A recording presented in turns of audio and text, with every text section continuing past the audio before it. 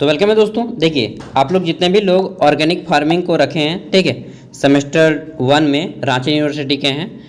तो देखिए, सेमेस्टर 1 में रांची यूनिवर्सिटी में ऑर्गेनिक फार्मिंग में आपके किस टाइप के क्वेश्चन आएंगे वो हम देखेंगे, ठीक है। तो चलिए देखते हैं सिलेबस ऑर्गेनिक फार्मिंग का। देखिए, सेमेस्टर 1 ऑर्गेनिक फार्मिंग आपका 75 मार्क्स का होने वाला है, ठीक है। और इसमें आपको पास करने के लिए 30 मार्क्स चाहिए पेपर 1 में। और इसमें आपका प्रैक्टिकल जो है वह आपका ऑर्गेनिक फार्मिंग का प्रैक्टिकल हो जाएगा आपका 25 मार्क्स का, जिसको क्वालिफाई करने के लिए आपको 10 मार्क्स लाने होंगे। तो प्रैक्टिकल होगा आपका 25 मार्क्स का, थ्योरी होगा आपका जो पेपर एग्जाम होगा वह 75 मार्क्स का होगा। क्वालिफाइंग मार्क्स मैंने बता दिया है। अब देख लेते हैं। तो यहाँ पे कुछ चीज़ें बोली गई हैं कि आपके जो एग्ज़ाम में क्वेश्चन आएंगे वो बोले गए हैं कि question number 1 will be very short answer type question, ठीक है। उसके बाद आपका क्वेश्चन नंबर 2 और 3 5-5 मार्क्स का रहेगा। और उसके बाद ग्रुप बी आपका शुरू हो जाएगा, ठीक है। और इसमें आपको लिखना होगा, मतलब कि 5 ऑब्जेक्टिव आएंगे, 5-5 मार्क्स के 2 क्वेश्चन आएंगे, कुल मिला के 15 मार्क्स का आपका हो गया।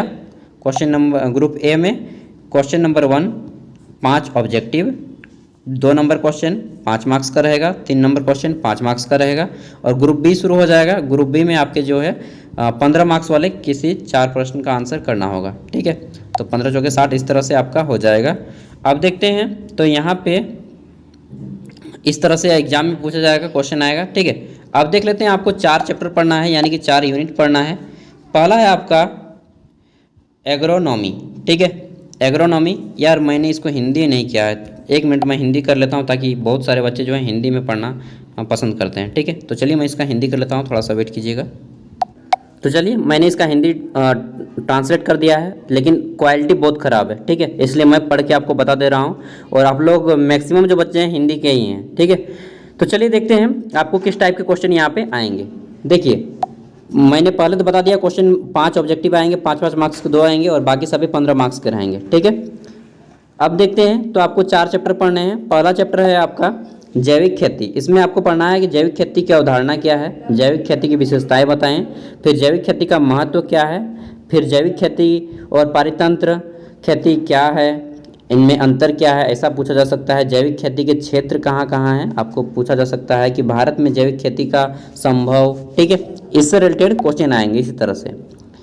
देखिए, यूनिट 2 जो रहेगा आपका रहेगा जैविक खेती के सिद्धांत और प्रकार पर, ठीक है। जैविक खेती का सिद्धांत बताएं या फिर जैविक खेती के प्रकार को बताएं, ऐसा क्वेश्चन पूछा जाएगा।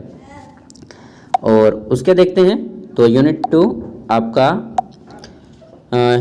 इसमें पूछा जाएगा मृदा विज्ञान। यूनिट 2 में मृदा विज्ञान, यानी कि जिसको पेडोलॉजी बोलते हैं। आइए देख लेते हैं थोड़ा सा इंग्लिश को, ताकि और ज़्यादा क्लियर हो जाए। सॉइल साइंस, ठीक है, यहाँ पे सॉइल साइंस करके बुलाया गया है, पेडोलॉजी भी बोल सकते हैं। तो चलिए देखते हैं सॉइल साइंस यानी कि मृदा विज्ञान यूनिट 2 में आपको कैसे कैसे क्वेश्चन का सामना करना पड़ेगा, ठीक है। तो देखिए, मृदा विज्ञान, इसमें आपको पूछा जाएगा एग्जाम में कैसा क्वेश्चन कि टिकाऊ कृषि के लिए जैविक खेती, खाद, कंपोस्ट आदि का वर्णन करें, चाहे विवरण दीजिए। फिर पूछा जा सकता है कि मृदा विज्ञान खाद बनाने की विधियाँ को बताएं, ठीक है। फिर पूछा जा सकता है इसमें कि हरी खाद, वर्मी कंपोस्ट और जैव उर्वरक के बारे में विस्तार से चर्चा करें, चाहे इनके अर्थ को स्पष्ट करें, ठीक है, ऐसा पूछा जा सकता है। अब आता है यूनिट 3। यूनिट 3 में आपको जैविक कृषि प्रबंधन के मौलिक के बारे में पूछा जाएगा। जैविक कृषि प्रबंधन के मौलिक तत्व होना चाहिए, यार आधा अधूरा लिखा है, चलिए कोई बात नहीं। तो जैविक खेती में भूमि प्रबंधन कैसे होता है, विस्तार से वर्णन करें, ऐसा क्वेश्चन आ सकता है। फिर आपका क्वेश्चन नंबर 2 बन सकता है कि जैविक खेती में जल प्रबंधन के उपाय को बताएं, ठीक है, ऐसा क्वेश्चन आपका आ सकता है। तो ज़्यादा तो क्वेश्चन नहीं आएगा, मैंने तो बता ही दिया कि आपके किस टाइप के क्वेश्चन आएंगे। अब आपको अपने अनुसार क्वेश्चन यहाँ पे रेडी कर लेने हैं, ठीक है, और यहाँ पे आंसर भी आपको रेडी कर लेने हैं।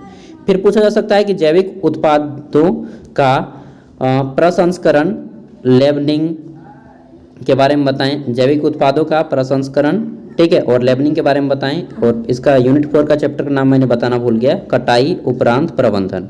जब कटाई हो जाता है तो उसके बाद प्रबंधन कैसे करते हैं, मैनेजमेंट कैसे करते हैं, उसके बारे में बताना है, ठीक है। जैविक उत्पादों का भंडारण और परिवहन, तो ये आपके इस टाइप से क्वेश्चन आ जाएंगे, ठीक है। और प्रैक्टिकल आपका 15 मार्क्स का होगा, जिसको 25 मार्क्स का होगा। इसमें क्वालिफाई करने के लिए आपको 10 मार्क्स लाने होंगे, ठीक है। अब देखिए, तो यहाँ पे आपको जैविक खेती का फील्ड विजिट करना होगा, इसमें घूम के जाके देखना होगा, ठीक है। फिर बीज एवं बीज उपचार के बारे में बताया गया है। फिर फार्म यार्ड खाद और खाद की तैयारी कैसे करते हैं, जैविक कृषि में जल प्रबंधन कैसे होता है, इन सब कर को आपको फील्ड नॉलेज दिया जाएगा, घुमा के खेत वगैरह दिखा के किया जाएगा। अब देखिए, यहाँ पे तो सिलेबस में बोला गया है, लेकिन मालूम नहीं आपको घुमाने ले जाएगा या नहीं।